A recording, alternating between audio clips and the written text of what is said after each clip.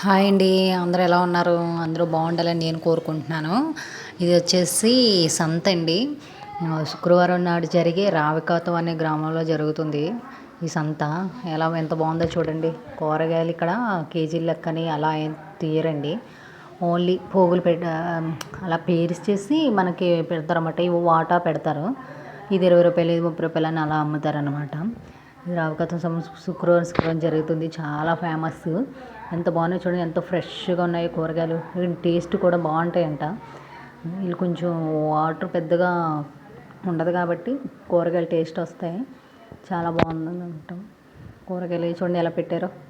చింతపండు, అదేమో వచ్చేసి చింతపండు అనమాట. చింతపండు కూడా అమ్ముతున్నారు ఇప్పుడు సీజన్. చింతపండు చీపుళ్ళు, ఇవి చూడండి. చీపుళ్ళు, కూరగాయలు, చీపుళ్ళు, చింతపండు, కూరగాయలు, మొత్తం కూరగాయలు, బట్టలు అన్నీ దొరుకుతాయి ఈ సంతలోని.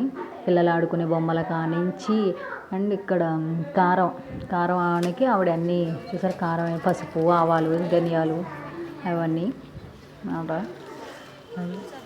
అవన్నీ చూసారు. కుండలు, బొమ్మలు, పిల్లలు ఆడుకునే బొమ్మలు, మిరపకాయలు కారానికి. సమ్మర్ కదా, అందరూ కారం కొట్టుకుంటారు కదా.